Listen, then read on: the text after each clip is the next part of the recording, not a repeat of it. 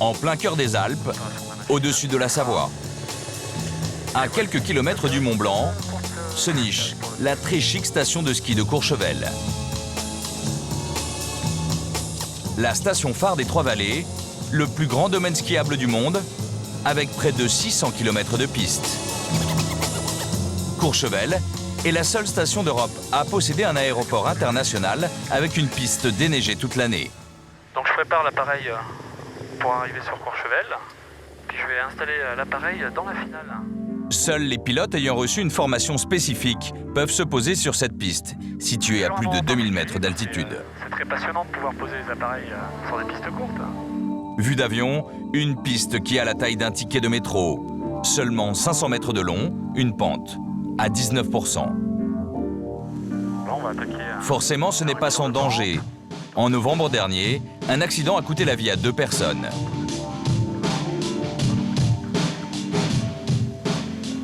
L'altiport de Courchevel accueille tout l'hiver des skieurs venus des 4 coins d'Europe. Certains ne viennent ici que pour la journée. Le responsable de la tour de contrôle n'est même plus surpris. Le FPM posé chez nous à 11,54. Vous voyez, ils se parquent directement sur la partie droite. Ils sortent avec leur ski, ils prennent leur forfait, ils vont au ski, ils rentrent dans leur avion et ils retournent chez eux le soir. À l'aéroport de Courchevel, toute la journée, avions privés et hélicoptères se croisent au rythme des arrivées et des départs. Comme cette famille moscovite, adepte de Courchevel depuis plusieurs années. Et l'hélicoptère, il vous emmène où là? Pas à Moscou quand même. Pas Moscou, pas Moscou, pas Grenoble, l'aéroport Grenoble. Après, on prend l'avion. C'est quelle compagnie? Mon avion. Ah, c'est votre avion privé? Oui. Vous ramenez quelques souvenirs de France? Souvenir, oui, mon ami. L'homme repart avec quelques magnums de Grand Cru. À bientôt, l'année prochaine.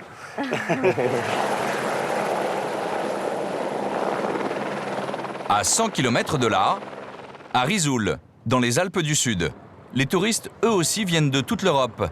Mais ils arrivent en bus. Ce sont des étudiants attirés par les tarifs low cost de la station. Chaque samedi, le parking est bondé. Risoul attire chaque année 20 000 étudiants avec musique et packs de bière.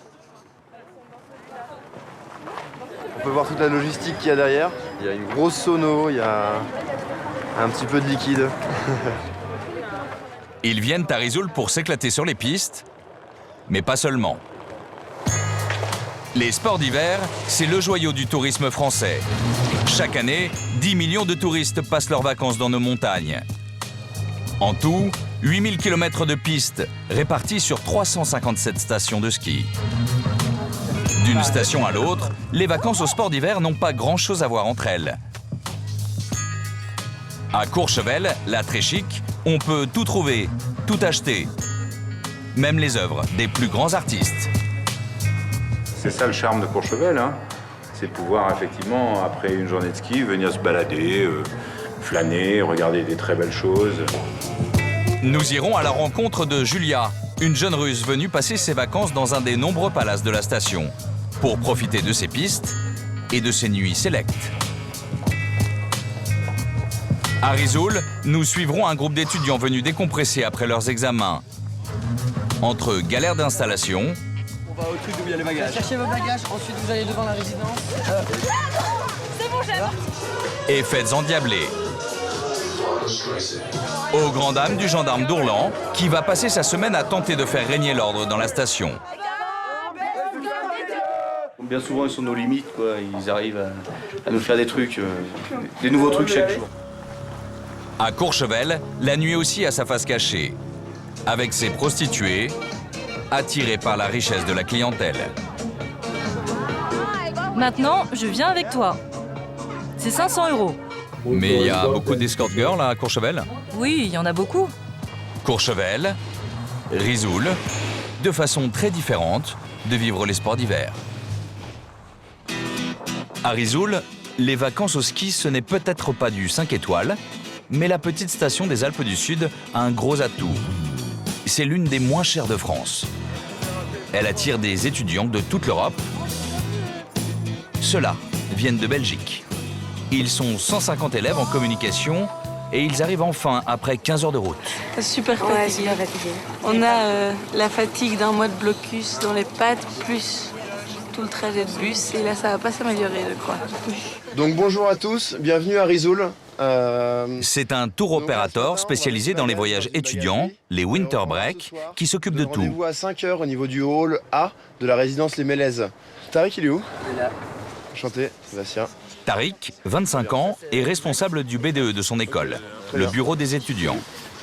C'est lui qui a choisi Risoul pour les vacances. Mais petit souci, leurs appartements ne sont pas encore prêts et il faut bien mettre les valises quelque part. Heureusement, une bagagerie a été prévue. C'est 4 gros containers. Il va falloir se changer sur le parking pour ceux qui ne veulent pas patienter sans rien faire jusqu'à ce soir. Qu'est-ce que vous cherchez? Des collants. Pourquoi faire? Parce qu'il fait froid, voilà, des collants. Et pourquoi vous les prenez maintenant là? Parce qu'il faut qu'on se change avant de... Parce qu'on n'a pas encore notre chambre. Donc pour 5 heures, il faut qu'on aille skier quand même. Voilà. Vous allez vous changer où alors? Là, dans cette espèce de container là. Pour les plus chanceux, la bagagerie fait office de cabine d'essayage. Quant aux autres, c'est dehors qu'il va falloir enfiler les combinaisons de ski, par moins 15 degrés. Est-ce qu'il y a moyen d'activer? Ouais. Désolé, mais... assez chaude pour les voyages comme ça, et donc comme il y a plusieurs bus qui arrivent en même heure, il faut libérer la place et aller au plus vite possible, donc c'est ce qu'on essaye de faire. Il n'y a plus de place dans les containers. Direction les autres bagageries installées au cœur de la station. Mais c'est à un quart d'heure de marche. C'est horrible. Franchement, c'est le pire des sacrifices. Paris, c'est extraordinaire, hein? Ouais, ben, je vois ça. Après un mois d'examen, on n'a toujours pas mérité apparemment. Malgré tous ces petits désagréments, Risoul reste depuis 10 ans la station préférée des étudiants grâce à ses tarifs imbattables. Tu veux pas m'aider à retrouver ta photo parce que je te connais pas tellement. 349 € la semaine par personne, c'est le prix qu'a réussi à négocier Tariq pour le forfait, le transport et l'hébergement. 349 €, même pas le prix d'une nuit d'hôtel à Courchevel. Si les prix sont aussi bas, c'est que toute une partie du village est consacrée aux étudiants, avec 4000 lits dans des résidences standardisées. Alors à Risoul, pas de chalet individuel, mais des bars d'immeubles. Des pubs, à la bière pas chère, et au menu, à tous les repas, c'est sandwichs et tartiflettes. Mais à ce prix-là, Tariq et ses amis n'en demandent pas plus. Si la neige et l'ambiance sont bonnes, ça leur suffit. Et côté ambiance, on peut compter sur eux. Oh oh. Oh oh. Elle est où cette musique hein? Elle est dans le sac là. J'ai mis un petit baf là dans le sac et puis quand on skie ça fait toujours plaisir. Quoi.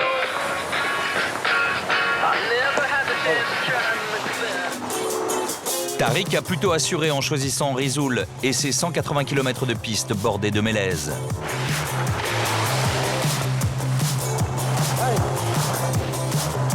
C'est peut-être 3 fois moins grand que Courchevel et le domaine des Trois-Vallées, mais largement suffisant pour s'occuper toute la semaine.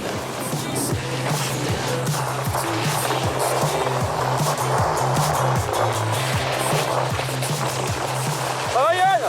À l'aise et toi?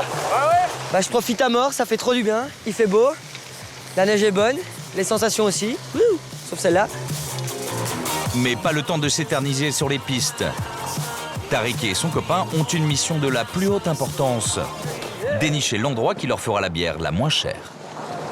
Vous allez faire quoi là? On regarde, on fait un peu le tour, on regarde s'il n'y a pas d'autres bars. On cherche à avoir des avantages en fait pour les étudiants et négocier un peu avec les patrons du bar. Donc on cherche. On regarde un peu quoi. Ils s'attendent à une négociation serrée, mais le patron des 2 bars de nuit en bas de leur résidence, Pierre, va les prendre de vitesse. Non, il est là, c'est moi Tariq. D'accord, enchanté. Pierre, c'est ça? C'est ça. C'est ça. Bienvenue. Merci. La clientèle étudiante, c'est son business. Alors il a une formule toute prête à leur proposer. Une carte de fidélité qui donne droit à des réductions sur presque toutes les consommations et qui sert aussi de moyen de paiement. C'est ce qui vous permet de payer au bar. Ça évite en tout cas de se trimballer avec de l'argent et quand vous... Voilà. Les tarifs avantageux par rapport à la carte. Ouais, là vous avez un tarif à ce qu'on appelle à 2 €. Donc vous avez tout ce qui est coca, jus de fruits, vin... 2 € au lieu de 3,50 €. Un tarif qui va au-delà de leurs espérances. Mais Tariq se méfie quand même du système de carte de fidélité.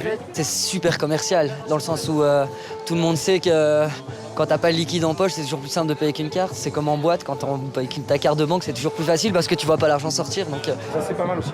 Pierre possède aussi un snack et il va tout faire pour que les 150 étudiants dépensent leur argent chez lui. 7 €. Après voilà, si vous avez des petites soirées à thème, tout ça, voilà. Vous voulez venir déguiser, bon voilà, ça y a pas de souci, vous nous dites.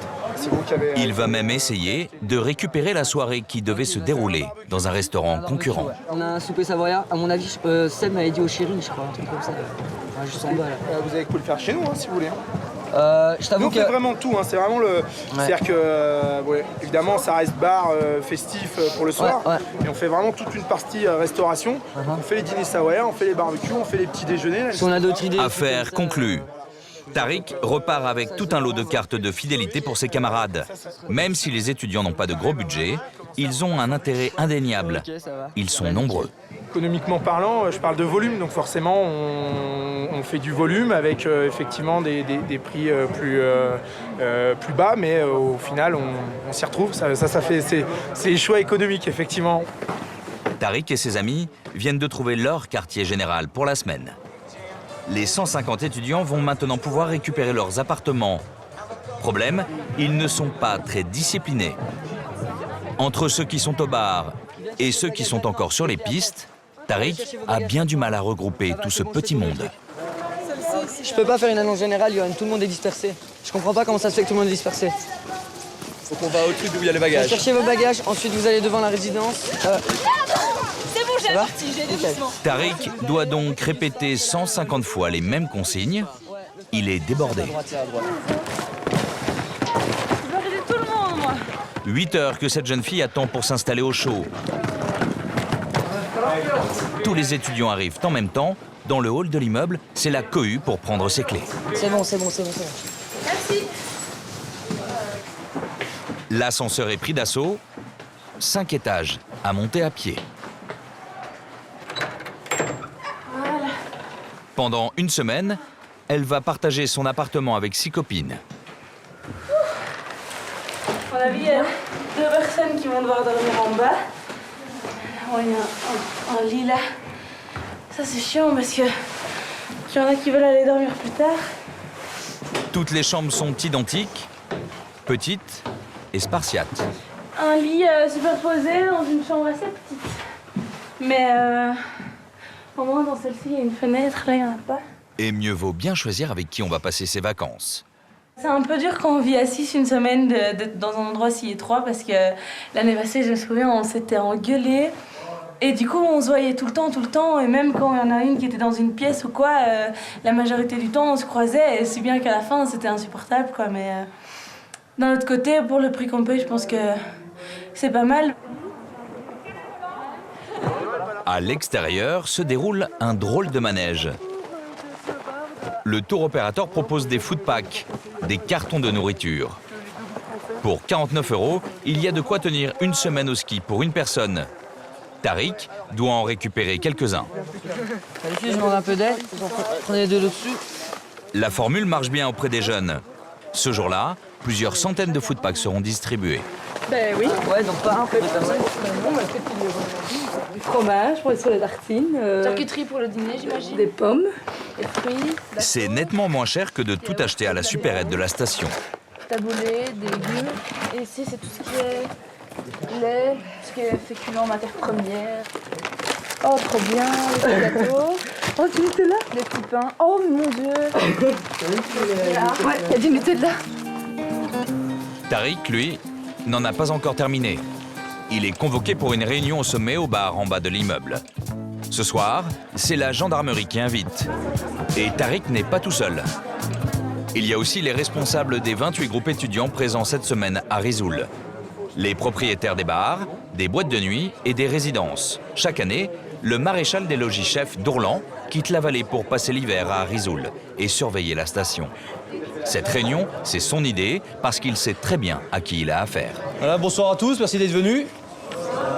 Je me présente, je suis le chef Dourlan, je suis du poste de gendarmerie de Risoul. Je vais commencer par tout ce qui est l'alcool. À savoir que l'alcool est interdit sur la voie publique à Risoul. C'est un arrêté municipal qui le prévoit. On n'a pas le droit de boire, on n'a pas le droit de se promener avec un verre, on n'a pas le droit de se promener avec une bouteille sur la voie publique. Parce que nous verrons une personne avec ça, on lui fera vider la bouteille directement. Alors bien sûr, si vous sortez du spar pour les ramener chez vous, ça compte pas, quoi. C'est si vous êtes en train de consommer. Hein. Pour parler aussi d'une règle donc, interdite en France, c'est tout ce qui est drogue. Alors, on sait bien que tout ce qui est hashish, bon, et tout le reste de toute manière, mais particulièrement le hashish ou l'herbe, c'est interdit. Nous, gendarmes, si on voit quelqu'un avec ne serait-ce qu'un petit joint, il vient chez nous, il finit au poste et il repartira avec son amende de vacances, quoi. Et il sera peut-être pas très content, quoi. Pour finir, vis-à-vis de nous, les gendarmes, bon, les autres aussi, hein, mais nous particulièrement, on en marre d'entendre des cotes-cotes, la petite chanson qui va bien en ce moment, là, sur, je sais plus, de rap, là, qui est vachement marrante, quoi. Ça va finir au poste, tout ça. C'est des outrages. C'est simple. Voilà. Donc on finira au poste. On a marre de se faire foutre de nous, comme ça, à longueur de journée. Du respect envers nous. Voilà. Ben, je vous remercie d'être venus ce soir pour écouter la sage parole. Voilà. Drôle de pot de bienvenue. En plus, Tariq doit laisser son numéro de téléphone aux forces de l'ordre. En le responsabilisant, les gendarmes espèrent qu'il va jouer les auxiliaires de police dans son groupe. C'est une école de communication. On vient de Belgique aussi. On est responsable de ces groupes, mais moi, perso, je suis personne pour commencer à aller et commencer à faire oui, ton joint. Je sais qu'ils sont quand même tous majeurs. En soi, je leur dis, si tu veux le fumer, tranquille, mais c'est ta responsabilité. Déjà 4 ans que le chef Dourlan vient à Risoul. À chaque fois, les étudiants lui en font voir de toutes les couleurs. On essaie d'assister pas mal sur le fait qu'avec l'alcool, on fait des choses pas normales. On a chaud, tout, ils sortent en t-shirt pour pas emmener leur veste, le vestiaire. Ils se retrouvent dans la neige et si personne n'est là pour les ramasser. Et vous en avez pas marre de voir chaque semaine les mêmes choses? De répéter les mêmes consignes? Non, parce que chaque semaine, c'est des nouveaux trucs. C'est jamais pareil. Mais ce soir-là, ce sera plutôt calme. Les élèves, fatigués par le voyage et le ski, se coucheront tôt. Mais effectivement, le chef Dourlan et ses hommes ne sont pas au bout de leur surprise. À Courchevel, c'est une toute autre histoire. Au lendemain de la Seconde Guerre mondiale, Courchevel sort de terre. Si Courchevel n'est pas la première station française à voir le jour, elle va très vite devenir la station la plus courue des Alpes. Et c'est en 1975 que la France entière va la découvrir. Et puis bien sûr, les vacances du président de la République arrivaient samedi après-midi à Courchevel pour goûter la grande solitude des neiges, une solitude à peine troublée par une soixantaine de journalistes, photographes et caméramans. Tout juste élu, Valéry Giscard d'Estaing se laisse filmer sur les pistes enneigées de Courchevel. Un coup de projecteur sur la station savoyarde et Courchevel est définitivement célèbre. 35 ans plus tard, Courchevel reçoit jusqu'à 30 000 skieurs par semaine. Ici, 80% des touristes sont étrangers. Une clientèle haut de gamme qui vient y chercher le confort de ses chalets. Des chalets qui ont un prix. À Belle-Côte, le quartier chic de la station, certains valent plus de 50 millions d'euros. Courchevel, c'est aussi le luxe de ses nombreux palaces. Avec 12 hôtels 5 étoiles, ce petit village de Savoie est l'endroit de France qui compte le plus grand nombre de palaces au mètre carré. De 800 à 20 000 euros la nuit. Le dernier né, c'est le Strato, un 5 étoiles qui appartient à la famille Boisvive, ancien propriétaire de la marque de ski Rossignol. Pour se démarquer de la concurrence, ils ont misé sur la restauration. En cuisine, c'est Sylvestre Waïd qui est au piano. Travaille proprement. Hein, tu vois, là, le coup, ce grand chef d'origine pakistanaise est la star montante de la gastronomie française. La planche propre. Les propriétaires m'ont fait entièrement confiance pour toute la conception de la cuisine, du restaurant, et m'ont donné carte blanche pour faire exactement ce qu'on voulait. Pour répondre aux attentes de la clientèle de Courchevel, Sylvestre Waïd n'a pas hésité à faire venir toute l'équipe du restaurant 2 étoiles, dont il est le chef l'été. L'une des meilleures tables de France. Il fait également appel aux mêmes fournisseurs. Aujourd'hui, il doit réceptionner une livraison. On va au moins 2. Les arrivages. Donc c'est là où il y a toutes les chambres froides et là où on contrôle la marchandise. Le mardi, c'est les produits de la mer. Je regarde bien qu'ils soient bien vivants, voilà. Homard bleu et langoustine. Voilà. Ça, c'est des belles pièces. C'est des langoustines qui font en général 150, 170 grammes pièce. Ça n'a pas de prix. Au menu également, du bar de ligne. Il brille, il est beau, tu peux le toucher. Ils sont bons. Ça sent très très bon. Entre la Bretagne et Courchevel, c'est pas trop long la distance. C'est très rapide maintenant. C'est hyper rapide. Maintenant, en Bretagne, vous avez même des petits fournisseurs qui eux-mêmes font leur propre camion privé, qui partent le soir de Bretagne après la criée et le lendemain ils te livrent. Et là, si ça va pas, ça repart et à mon avis, ils font jamais ces erreurs-là. Cette année, Sylvestre Waïd s'est fixé un challenge. Il espère décrocher 2 étoiles pour le restaurant de Courchevel.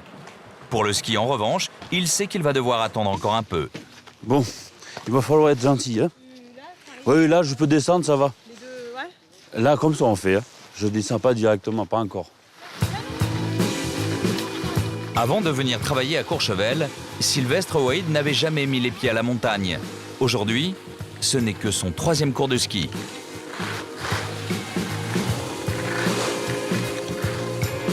T'es pas en avant, t'es pas maître de tes skis. Là, comme dans la cuisine, si tu veux être le chef, c'est... Ah ouais, faut maîtriser le couteau. T'as plus le vent. Entre 2 services, il a tout juste le temps de faire quelques descentes. Un moment où il peut recharger les batteries. Bien rattrapé. Ça permet de se dépenser un peu. Je suis pas du genre très nerveux en cuisine, donc je garde tout en moi, beaucoup de choses en moi. Le problème, c'est qu'il faut trouver un moyen d'évacuer le stress et la fatigue. Après 1 heure de détente et de décompression, il est déjà temps pour Sylvestre Waïd de rejoindre l'hôtel. Dans moins de 2 heures, il doit être prêt pour le service du soir. D'abord, je vais quand même offrir un bon vin chaud à mademoiselle. Ah, la tradition. Voilà, et après on se rattaque au travail. C'est vous qui le faites, le vin chaud? Non, c'est mon chef barman. On peut pas tout faire, hein. Il est 17h, les pistes se vident, les rues de Courchevel, elles, s'animent. C'est l'heure où il faut se montrer, l'heure où il faut être vu.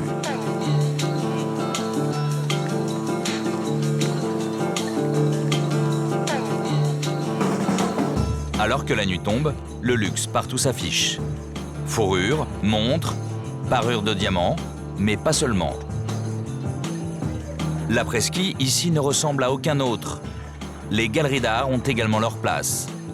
Picasso, Dali, Warhol, les œuvres des plus grands artistes, elles aussi sont à vendre à Courchevel. Robert Bartou est propriétaire de nombreuses galeries à New York, à Paris, à Cannes. Sa galerie de Courchevel n'est ouverte que 4 mois dans l'année. C'est pourtant elle qui marche le mieux.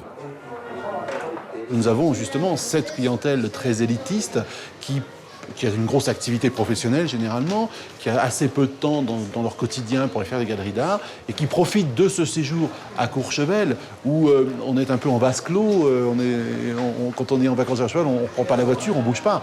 Donc on a le temps de se promener, de faire les galeries d'art. Justement, un amateur d'art, originaire de La Réunion, semble être intéressé par une œuvre. Comme ça, près de la piscine, ça, sur la terrasse. Voilà. Ce crocodile, œuvre de Richard Orlinski, à vendre 35 000 €. On ne vient pas ici uniquement pour les plaisirs de la glisse. C'est ça le charme de Courchevel, hein. C'est pouvoir effectivement, après une journée de ski, venir se balader, flâner, regarder des très belles choses. Moi, je suis un grand amateur de sculpture et de peinture, donc c'est mon plaisir quand je viens là. Et repartir peut-être avec une œuvre alors Ça dépend. Une œuvre, la deuxième étoile peut-être. Voilà, la deuxième étoile. L'objectif, c'est de gagner la deuxième étoile. Ça coûte moins cher. Ça coûte moins cher. Cette année, on va... Bon, pour la deuxième étoile, on va s'arranger. Hein. Mais ce soir, c'est avec un autre client que Robert Barthou va faire affaire. Je vous ai dit ce que je pouvais vous faire dessus. Ce collectionneur suisse a fait fortune dans l'hôtellerie de luxe. Et ce soir, il a craqué sur une sculpture. Non mais ça, je m'en occupe, vous inquiétez pas, ça. Ça, je vous la livre détaxée en Suisse. Hein. Une petite remise de 15%. Allez, regardez. Pour vous, regardez, faites-moi ça, 250 000 euros. 250 000 euros. Et l'affaire est conclue. Merci beaucoup. À ce prix, la livraison est offerte. Ça marche. On vous prépare tout ça. Vous avez craqué sur quoi, monsieur? Il est fier de nous montrer son acquisition. Un samouraï en bronze incrusté d'émeraude. Regardez ce visage qui inspire la sérénité. Regardez. Et donc là, juste après le ski... Oh, c'est la détente.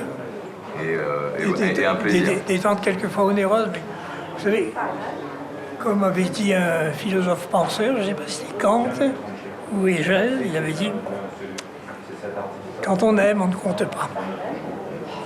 Et donc là, vous avez craqué. Il faut bien de temps en temps avoir quelques faiblesses. À Courchevel, les faiblesses n'ont pas de prix. À Risoul, la nuit, tout a l'air calme, en apparence seulement. Pas un soir sans que le maréchal des logis-chefs d'Ourlan et ses collègues ne passent une tête dans les bars. Histoire que les étudiants n'oublient pas les règles de la station. Mais leur présence n'a pas l'air de gêner plus que ça les fêtards.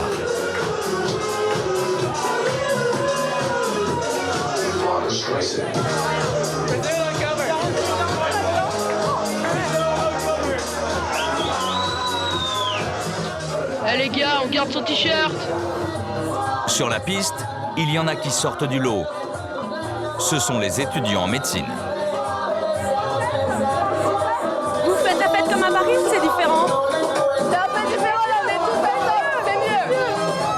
On fait d'appartement en appartement, on voit tout le monde. Et on rencontre en même temps, on fait d'autres gens ici, mais c'est génial.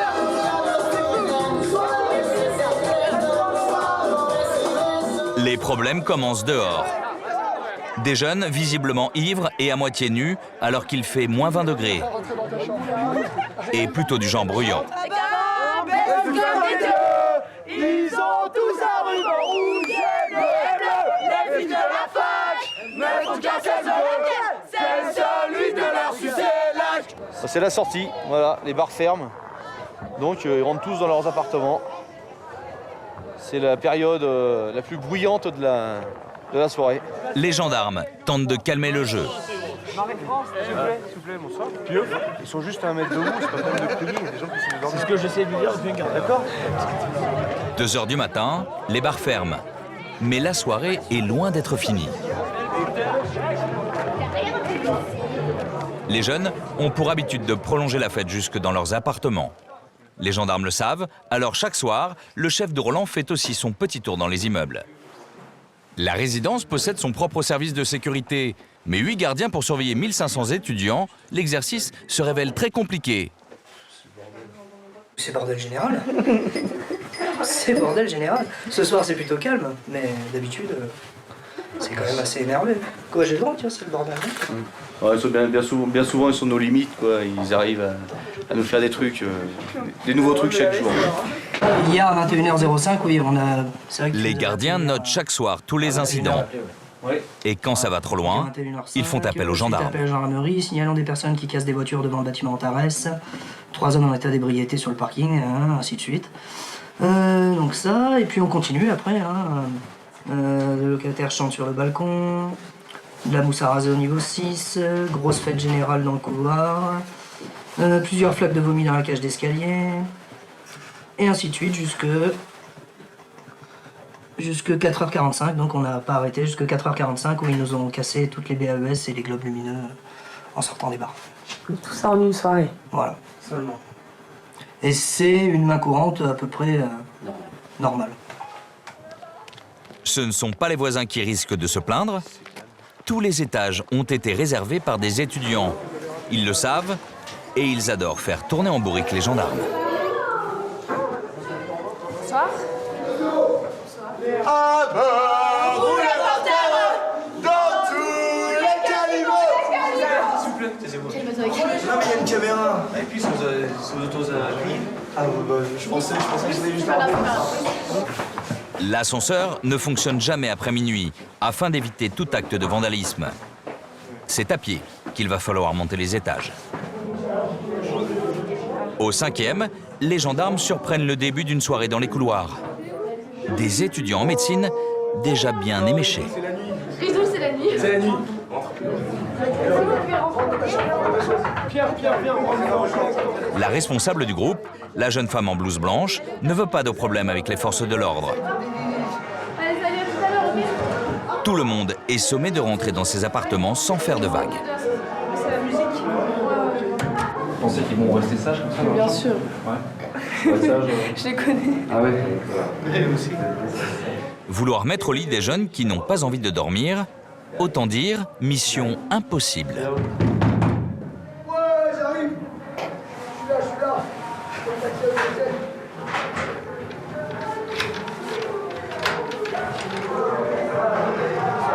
Bonsoir.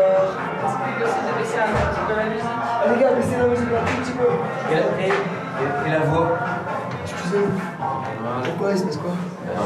Il se passe que... matin et que... 2h du matin. 2 heures déjà? Et demain, il faut se lever de bonne heure pour le ménage. Bonne soirée. Les gendarmes de Rizoul partis, la fête reprend de plus belle dans les étages. Ici, c'est le quartier des étudiants en médecine. Ils viennent de Paris. On a 2 salles de soirée. Les étudiants ils font la fête, les soirs, les salles de soirée. Voilà, c'est comme ça qu'on vit le ski la journée, la fête le soir. Les étudiants sont contents et voilà.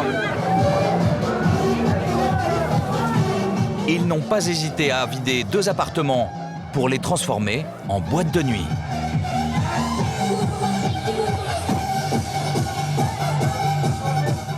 Une cinquantaine de personnes s'éclatent dans une chambre d'à peine 20 mètres carrés. DJ, sono, lumière et fumigène. Ils ont tout apporté de Paris par le car. En médecine, on est plutôt du genre organisé quand il s'agit de faire la fête. La musique résonnera dans tout l'immeuble jusqu'à 4 h du matin. Les gendarmes n'interviendront plus. Ils sont surtout là pour éviter les gros débordements, pas pour verbaliser. Sauf quand ils tombent sur une grosse affaire. Retour à Courchevel.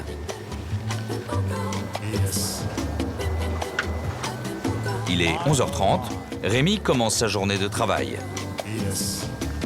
Depuis 2 jours, ce jeune moniteur de ski est à disposition d'une riche cliente. C'est-à-dire qu'il a été réservé pour la semaine exclusivement pour elle. Ça va? À Courchevel, la majorité des moniteurs travaillent de cette façon. C'est pour cela qu'ici, ils sont si nombreux. En tout, sur la station, on compte plus de 600 moniteurs. Là, je pars retrouver mon client à son hôtel directement. C'est du service déjà haut de gamme, là. C'est un service, le client apprécie, c'est plus confortable pour lui, il n'a pas besoin de se déplacer. Ça permet de partir plus vite sur les pistes. Et on retrouve les clients à ce moment-là à leur hôtel. Sa cliente de la semaine réside dans l'un des plus beaux 5 étoiles, au pied des pistes.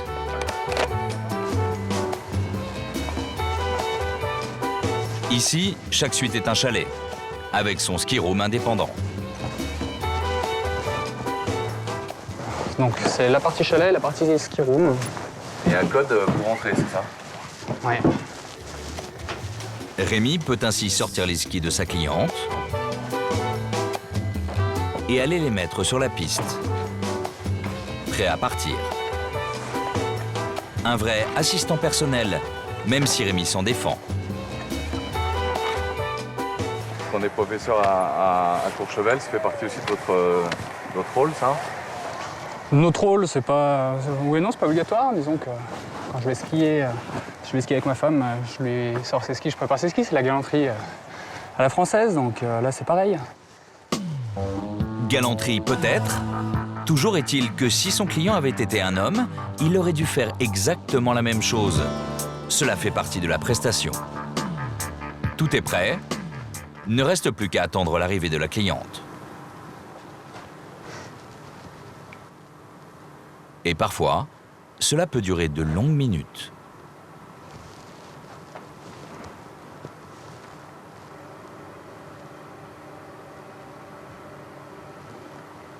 Rémi semble en avoir l'habitude.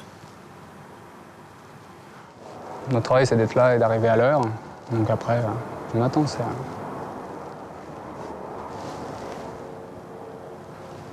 20 minutes plus tard... Bonjour. La cliente de Rémi arrive enfin. La jeune femme est russe. Elle s'appelle Julia. Et Rémi est décidément très galant. C'est lui qui va lui mettre ses chaussures. Les Russes, une clientèle particulièrement choyée. Depuis 10 ans, ils sont tombés amoureux de Courchevel. Au mois de janvier et au mois de mars, la station vit essentiellement grâce à eux. Attention, un peu plus à droite. Voilà, ok. Pour mieux servir cette clientèle aisée, Rémi a appris le russe il y a 5 ans. Ah, vous avez tout oublié. Il faut appuyer sur le ski aval. Aujourd'hui, il le maîtrise parfaitement. Comme lui, ils sont une vingtaine de moniteurs à parler le russe. Et pour qu'ils se sentent encore plus chez eux, les indications sont même écrites, en cyrillique.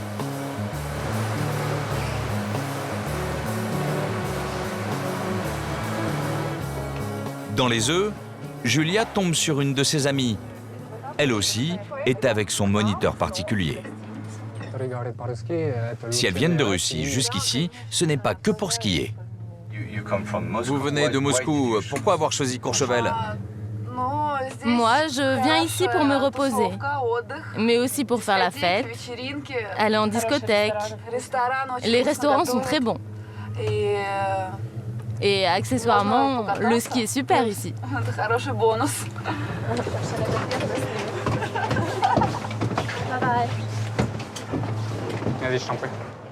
Mais après 2 heures de ski, Julia veut déjà s'arrêter pour retrouver ses amis dans un des restaurants d'altitude les plus chics de Courchevel. Elle libère Rémi. Julia ne skiera plus de la journée. Une journée pas trop éprouvante aujourd'hui, différente des autres? Une journée plutôt cool aujourd'hui, voilà. On a des journées cool comme ça, et puis on a des journées où on va skier 7 heures. Aujourd'hui, ça fait partie des journées cool. Et vous êtes payé le même tarif, que ce soit pour 7 heures ou pour 2 heures de ski, vous? Le client réserve un moniteur pour la journée, donc il paye le même tarif à l'école de ski. Il paye son tarif journée. Une journée facturée 360 € pour seulement 2 heures de travail. Quand les Russes sont là, c'est toute la station qui fait des affaires. Dans certains restaurants d'altitude, ce sont les seuls à se payer des grands crus. Certaines bouteilles, comme ce Pétrus, sont vendues plus de 30 000 €. Il y a 4 ans pourtant, les Russes ont failli tourner le dos définitivement à Courchevel. Une affaire de prostitution a jeté une ombre cette semaine sur la station très prisée de Courchevel. 25 personnes ont été arrêtées, dont le milliardaire russe, patron de la première compagnie minière. Mikhail Prokhorov, l'une des plus grosses fortunes mondiales, est alors soupçonné dans une affaire de proxénétisme. Finalement relâché, faute de preuves, l'homme, proche de Poutine, va jusqu'à demander des excuses à l'État français. Dans un communiqué, le milliardaire déclare « Ni moi, ni mes amis ne prévoyons de revenir en France jusqu'à ce que l'affaire soit classée et que des excuses en règle aient été formulées. » Les Russes vont alors bouder Courchevel, entraînant un gros manque à gagner pour la station. Mais en décembre 2009, lors d'une rencontre France-Russie entre François Fillon et Vladimir Poutine, le milliardaire russe, présent à cette occasion, obtiendra ce qu'il avait exigé. La presse française n'en fera pas écho. C'est le Times qui va le révéler quelques semaines plus tard. La France a finalement présenté ses excuses au milliardaire Mikhail Prokhorov dans l'affaire de proxénétisme. Depuis, Prokhorov et les Russes sont revenus à Courchevel. Et le Noël russe de cette année, organisé par la station, a été un succès. Chants orthodoxes, descente au flambeau par les moniteurs de l'école de ski et feux d'artifice. Les Russes ont retrouvé le sourire et dépensent à nouveau sans compter. À eux seuls, ils représentent près de la moitié du chiffre d'affaires de la station. Alors, désormais, plus question de venir les déranger dans les lieux où ils font la fête. Lors de notre venue à Courchevel, en pleine période russe, nous n'avons pas été autorisés à filmer à l'intérieur. Un saisonnier qui travaille dans l'un de ces établissements a accepté de nous parler. De peur de perdre son emploi, il nous parle visage caché. À l'entendre, on comprend mieux pourquoi nous n'avons pas été autorisés à filmer. Comment ça se passe pendant la période des Russes? C'est de l'excès. Ils peuvent commander toutes sortes de choses et pas les manger. Les gros Russes qui s'allument un grand cigare en plein milieu d'une salle pleine non-fumeurs et te demandent un cendrier. Et quand tu dis que c'est non-fumeur, il peut te filer un billet de 500 € et tu lui apportes un cendrier. Ils payent tout le monde, ils payent le personnel en pourboire, ils amènent du bon chiffre au patron en dépenses, du coup tout le monde est content. Mais ce n'est pas tout. Il nous confie également que la prostitution est très présente, même si elle se veut discrète. À force d'être au même endroit et de voir les mêmes filles tous les jours, on peut se dire que c'est des filles qui travaillent. Elles vont venir à une table et consommer le strict minimum et qui se font finalement inviter. Donc elles changent de table, elles vont sur la table du client et après elles restent à cette table-là, se fait payer le repas et après repart avec. Donc et après le lendemain, quand tu vois la même fille revenir et qui après part avec un autre gros client, c'est un peu... c'est grillé, quoi. Il y a vraiment une recrudescence de prostituées dans la période des Russes? Oui, la prostitution, on la retrouve partout à Courchevel, dans les boîtes, dans les bars. Et elles sont attirées par les Russes qui sont en vacances, ça flambe à droite à gauche, et c'est vrai que c'est facile. Pour le vérifier, nous nous rendons en caméra cachée dans ces endroits branchés des nuits de Courchevel.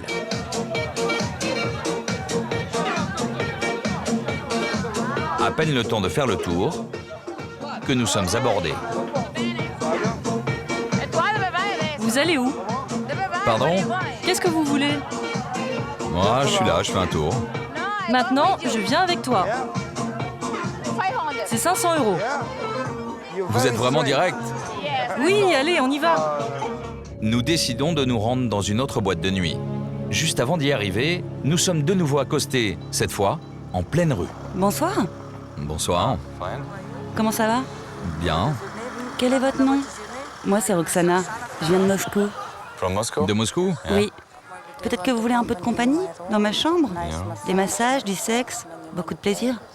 Nice quoi? What? Des massages, du sexe, beaucoup de plaisir. C'est 500 €. Non, c'est bon. Autre endroit, autre ambiance.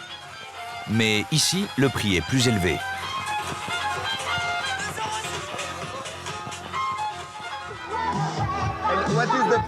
Et le prix, c'est combien? Le prix, c'est 800 €. Si la majorité des escort girls sont de l'Est et accompagnent les riches clients venus séjourner à Courchevel, d'autres se logent dans des chambres beaucoup moins luxueuses et profitent des largesses de la riche clientèle. Elles sont présentes à Courchevel le temps de la période russe. Pour en savoir plus, nous avons suivi l'une de ces escort girls jusque dans sa chambre. Elle vient de Cuba. Mais il y a beaucoup d'escort girls à Courchevel? Oui, il y en a beaucoup. Pourquoi? Parce qu'il y a beaucoup de Russes. Elles savent très bien qu'avec eux, elles peuvent gagner beaucoup d'argent. Avec les Russes, c'est 1000, 1005 ou 2000 €. En période russe, tout le monde gagne à Courchevel. À Rizoul, Le travail du chef d'Ourlan ne s'arrête pas aux nuits agitées de la station. Ce matin-là, les étudiants sont déjà sur les pistes. Les gendarmes chaussent eux aussi leurs skis. Bonjour. C'est le déguisement là, c'est bon. Non, c'est normal. Ça va flasher là, ça va flasher sur les pistes. Même sur la neige, le chef d'Ourlan veut les avoir à l'œil. On fait une surveillance du domaine skiable, on recherche les éventuels comportements dangereux qui pourraient découler de problèmes d'alcool souvent, ou de drogue aussi. Si vous chopez quelqu'un en train de boire ou de fumer un joint sur les pistes, qu'est-ce qui se passe? Et ben, si c'est de la drogue, il a de grandes chances qu'il finisse avec nous au poste. Hein, parce que tout le monde sait que c'est illégal en France.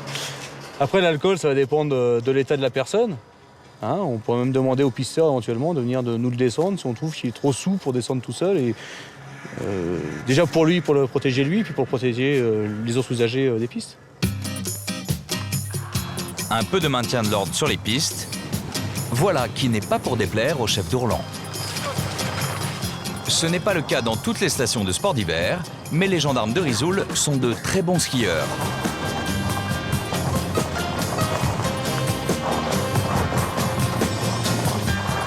Depuis 4 saisons qu'il officie à Risoul, il a repéré les coins préférés des fumeurs de joint.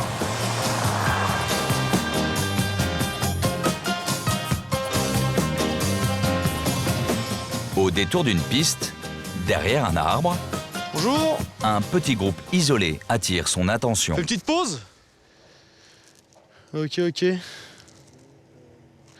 Vous avez fini de fumer là? Ce monsieur, il a dans la main, il a son mégot là. Je vois pas qu'il se brûle. Ouvrez la main là pour voir. Un petit joint? Ah ouais? Contrôle d'identité. Les 3 jeunes gens viennent de Belgique. Merci. Vous avez encore des... Faites voir votre... La matière, elle est où là? Les produits stupéfiants, vous avez pas?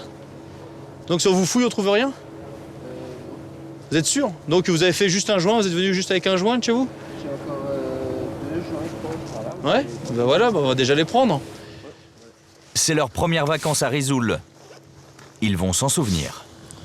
Vous voulez rouler le soir avant de partir? Mettez dedans. Donnez-moi la boîte. Mettez dedans. Vous savez qu'en France, c'est interdit. La drogue. Vous savez pas? Pas plus que ça? Vous allez venir avec nous? On va aller au poste de gendarmerie en bas. Ah ouais. Je vous laisse chausser, prendre vos sacs, et on se suit. Avec la saisie de leur joint, ils pensaient l'affaire terminée. En Belgique, la législation est plus tolérante en la matière. Mais en France, c'est un délit. Et le chef d'Ourlan en a plus qu'assez des fumeurs de marijuana sur les pistes. Le petit groupe est escorté jusqu'à la station. Direction, le poste de gendarmerie. La prise va se révéler beaucoup plus fructueuse que prévu. L'herbe, elle vient de chez vous? Elle vient de Belgique? Elle va revenir avec vous?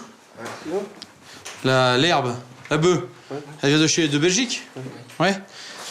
Vous avez encore l'appartement? On va la chercher alors. Dans le cadre d'un flagrant délit, les gendarmes n'ont pas besoin de mandat de perquisition pour aller fouiller leur appartement. Vous restez là? Surprise, l'appartement n'est pas vide. Bonjour. Ah bah ça tombe bien, dis donc, on va pouvoir faire le 4e avec. Ok. Nous sommes la gendarmerie nationale, vous nous avez reconnu? Vous parlez français, monsieur? Oui. Vous avez reconnu, c'est la gendarmerie? Oui. Donc on a attrapé vos petits camarades sur les pistes en train de fumer un joint. Pour leurs copains, le réveil est brutal. Bon. Qu'est-ce que vous faisiez, vous, là? Il est pris le joint dans le cendrier. C'est dommage, hein. Mauvais moment, hein. Vous avez une pièce d'identité? Oui. S'il vous plaît. On va commencer, vous allez ouvrir vos valises, vous mettre vos valises. Les gendarmes n'ont pas à chercher bien loin. Les stupéfiants sont encore dans les valises. Donc ça, c'est un monsieur. C'est comment votre nom? Vous en avez, vous, du produit? Les 4 amis ont tous une petite réserve pour la semaine. C'est les affaires à qui, là? 4 gros sachets de marijuana et un bon bloc de résine de cannabis. On est arrivé samedi matin. Juste le début des vacances, là? C'est juste le début, ouais, tout le début. Et puis voilà, les vacances de ski sont deux. C'est plus vraiment des vacances de ski qu'on connaît, donc voilà. L'année prochaine, on reprendra avec, ça c'est sûr. Donc, ouais. Il y a quelque chose qui intrigue le chef d'Orlan. C'est quoi ça, la matière blanche là? Du sel. C'est pour cuisiner comme ça, on n'a pas prendre du sel. Alors il y a l'herbe, le sel et le poivre là, c'est ça? Ouais. Il y avait une astuce là-dessus. C'est la première fois qu'il voit ça. Il y a une petite astuce. Bon, à mon avis, c'est pour ça, c'est pour essayer de tromper les toutous. Passage à la douane. Ouais, je pense que c'est un peu psychologique. Ouais, c'est psychologique. On se dit, tiens, peut-être que ça fera quelque chose, quoi. Donc vous saviez très bien qu'en fin de compte, vous n'avez pas le droit d'emmener de la drogue en France. Pas comme tout à l'heure, vous ne saviez pas. On est d'accord. On n'est pas bête. Hein. Il faut toujours se méfier des questions faussement naïves du chef d'Orlan. En Belgique, c'est interdit aussi. C'est pas interdit, c'est toléré. C'est interdit, c'est pas interdit. Ils ont des lois bizarres par rapport à ça. Là, c'est une sacrée prise, non? C'est pas mal quand même. Bon, ils sont que 4, quoi. Mais bon. Pour savoir quelle quantité de produits stupéfiants a été saisie, le gendarme va chez un commerçant du coin. Vous êtes obligé de venir à la pharmacie pour faire ça? Vous n'avez pas une balance? Non. Ça ne nous est pas fourni, donc bon, c'est arrangeant. La balance n'est pas franchement réglementaire, mais c'est juste pour savoir quelle suite judiciaire donner à l'affaire. Un petit peu moins de 100 grammes en tout. Je pense que ça doit quand même avoir une petite valeur, hein, surtout pour eux. Moins de 50 grammes par personne, les 4 Belges ont droit à une procédure simplifiée. Pas de garde à vue, les auditions vont se faire sur le champ. Ils écoperont d'une amende de 100 € par personne et ils seront fichés par les douanes pour les 3 ans à venir. Ils seront relâchés dans quelques heures et termineront leurs vacances tranquillement. Mais après une histoire pareille, pas sûr qu'on les retrouve sur les pistes de Risoul l'année prochaine.